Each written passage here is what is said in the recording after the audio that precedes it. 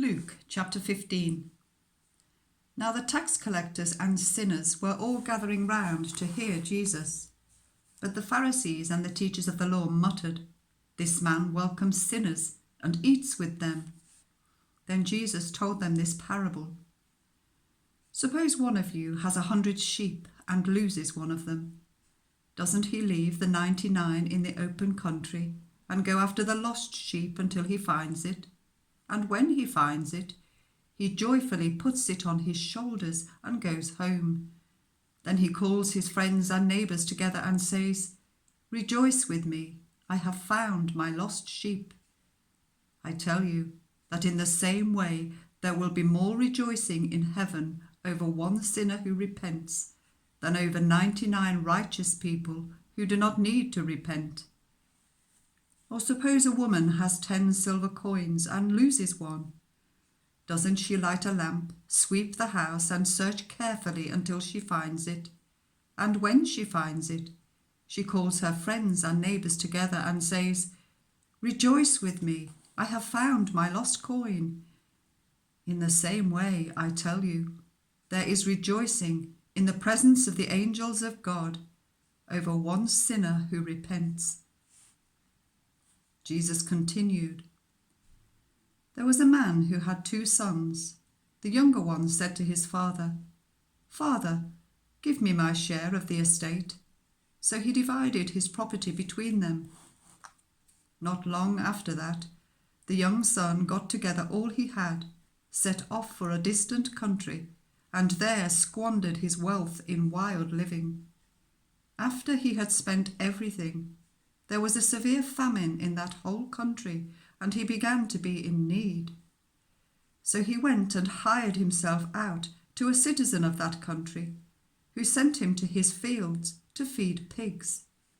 He longed to fill his stomach with the pods that the pigs were eating, but no one gave him anything. When he came to his senses, he said, 'How many of my father's hired servants have food to spare? And here I am, starving to death. I will set out and go back to my father and say to him, Father, I have sinned against heaven and against you. I am no longer worthy to be called your son. Make me like one of your hired servants.' So he got up and went to his father. But whilst he was still a long way off, his father saw him and was filled with compassion for him. He ran to his son, threw his arms round him, and kissed him. The son said to him, 'Father, I have sinned against heaven and against you. I am no longer worthy to be called your son.' But the father said to his servants, 'Quick, bring the best robe and put it on him. Put a ring on his finger and sandals on his feet. Bring the fattened calf and kill it. Let's have a feast and celebrate. For this son of mine was dead and is alive again. He was lost and is found.' So they began to celebrate. Meanwhile, the elder son was in the field. When he came near the house, he heard music and dancing. So he called one of the servants and asked him what was going on. 'Your brother has come,' he replied, 'and your father has killed the fattened calf because he has him back safe and sound.' The elder brother became angry and refused to go in. So his father went out and pleaded with him. But he answered his father, 'Look, all these years I've been slaving for you and never disobeyed your orders. Yet you never gave me even a young goat so I could celebrate with my friends. But when this son of yours, who has squandered your property with prostitutes, comes home, you kill the fattened calf for him.'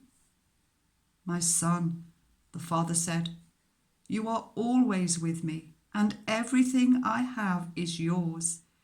But we had to celebrate and be glad, because this brother of yours was dead and is alive again.